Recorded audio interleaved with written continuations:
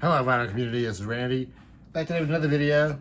Today I'm going to show you some records that I picked up during May of 2026. We're going to listen to this record while I'm showing you the rest of the records. This is a band called The Heads. The name of the record is Reverberations, Volume 4. So I'm going to put that on right now. I was going to show it to you before I put it on. So yeah, The Heads. They are a band from Bristol, England, and they have been around since 1990 or so.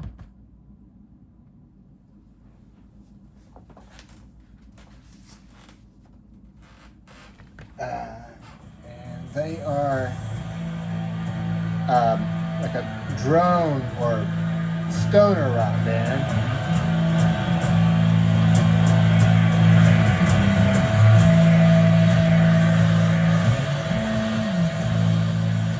That sort of gives you a pretty good idea of what the whole album sounds like.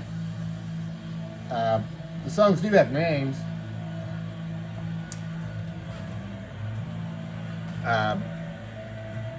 But yeah, it's mostly just jamming, drone rock. Like, this is the kind of music that really sounds best at a really loud volume. Really loud volume. It doesn't come across really too well in this format, but it kind of works as background music, I guess. So we're gonna try it anyway. So yeah, 1990 for The Heads. I think they're still playing. It sounds like they are a really prolific band. This is Reverberations Volume 4. I think Reverberations Volume 1 was 2011. And they put out a whole lot of records like in very small batches.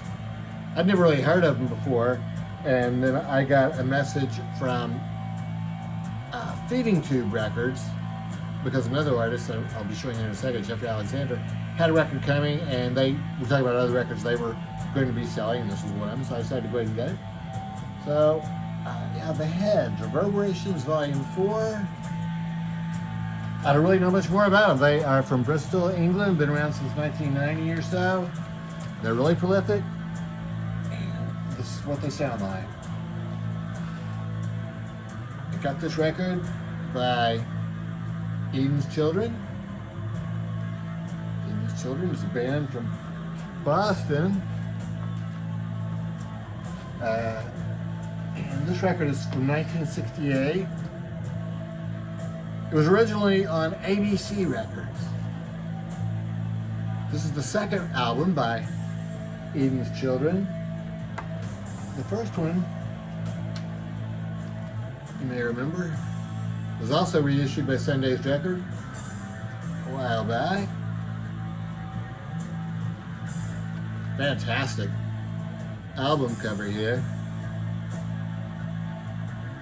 Getting this one reminded me that I really haven't listened to this one enough, so it was good to get that one back out. So I'll just, well, I got them out here, I'll just show you that that one was on this cool translucent green vinyl. And then this one that I just got, the second one, it's very cool looking. Red and white splatter. So yeah, 1968. Psych rock. And I mean, I think that's a good description of it. It's not overwhelmingly psychedelic, but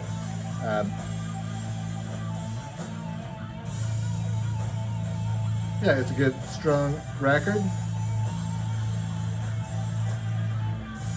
Sure Looks Real is the name of the album.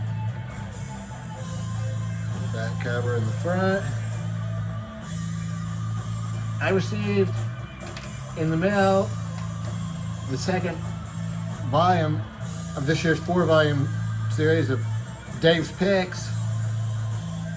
Dave's Picks is the series of Grateful Dead shows that the Grateful Dead archivist Dave Lemieux chooses 4 shows each year from throughout the Dead's career to issue on CD. I do the subscription every year, so it comes in the mail. This was recorded on December 18th, 1973 at Curtis Hickson Hall in Tampa, Florida. Back in 1993, when Dick Latvala started the Dick's Pick series. The very first pick was the next night, December 19th, from Curtis Hickson Hall. So that was a couple of strong nights. In the booklet that comes in this new CD, Dave Lemieux talks about how he had this show, the one that was just now released, on tape back then, and when Dick was going to release December 19th as the very first pick, he was wondering how it could be as good as this show. He hadn't heard the December 19th show. I think that was part of the decision to release December 19th first too, was that it was not widely in circulation at that time when they first started the Dick's Pick series. They wanted to go with shows that maybe weren't in such wide circulation. So anyway, I hadn't heard this one before, so this is fantastic. And this has Dark Star on disc 3, which for me is always going to be a bonus, and this is a fantastic version of Dark Star. This also has Weather Report Suite, which leads into the Dark Star. Starts out with Tennessee Jed. I like the artwork. Pirate in the chest. Jerry and Bob, and the CDs all look like that, with a green background. But I'm just going to show you the inside of it is a parrot and palm trees. So, yeah, very cool. So, outstanding show from 1973 for the Grateful Dead. Pictures. Anything really I wanted to say here? Pretty much just the set list in case you're interested in that. Here's the record I mentioned earlier, Jeffrey Alexander. Jeffrey Alexander in the heavy letters. Jeffrey Alexander's a guitarist. He plays with several different bands and groups of people. He knows, maybe up there in Massachusetts. This is released on Feeding Tube Records, which I think is based in Massachusetts. I'm not really exactly sure where he lives, but this record, the back of the album here, tells me that this photo was taken on July 4th, 1989 at Rich Stadium in Buffalo. That was, the Grateful Dead were playing there at Rich Stadium on July 4th, 1989, so I'm thinking this must be Jeffrey Alexander. He must have been at that show. Otherwise, it's just some random guy who was at the show, but I assume that maybe he might be Jeffrey. Here's what the heavy letters look like. This is the band that recorded this album. And you can see that they're all probably Grateful Dead fans. They're all wearing tie-dye, a couple of no Grateful Dead shirts on. And it'll be a good comparison for this. This is jam-oriented rock, mostly towards guitar, but there's also some sax on it. And there are some vocals on this one too, so it's not just drone. Very cool. Translucent blue vinyl for this one. This is a unicorn on this side. Or unicorns, lots of unicorns. I got this Dutch record when I ordered this. When I got the, what was the name of it? First band. When I got the Heads record, that same label had this record by Sunburned Hand of the Man. Nimbus is the name of the album. Sunburned Hand of the Man is the name of the band. I was confused about that when I first saw it, but I've learned since then that Nimbus is actually the name of the record and not the name. It was a very cool cover. There are words printed in here. I don't know if you can really read any of them, but there's just like some, well, I assume they're not maybe totally random, like, it says like, for instance, leaving reality. So, yeah. COINTELPRO. Random words written in there. This is really cool. This has some drone type music, but also some music that sounds kind of like indie rock. There's also a couple of poems that the guy who wrote the poems reads, and there's some background music to those.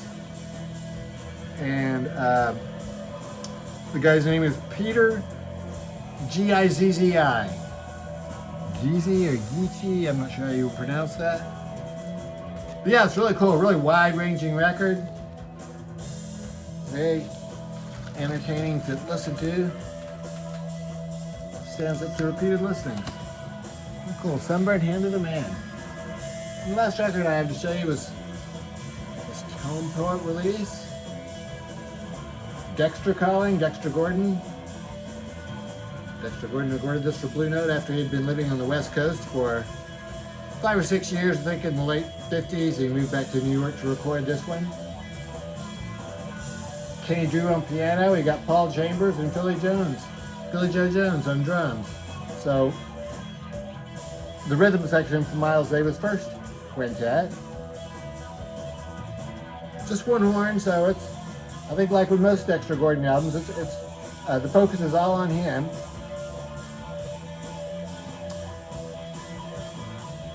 Dexter was one of the early bop guys. Been around for a long time. But I tell you, listening to him is very melodic. It's almost like listening to somebody, I've used this example before. I think I used it with Dexter before. It's almost like listening to somebody sing. It's like a saxophonist just singing the words of the songs. This is not quite so much like that because these are original compositions for the most part, so I don't really know what the words of the songs would be. There are two standards on here, End of Love Affair and Smile. Very cool. Photos on the inside. So that's it. Those are the records I picked up during May of 2026.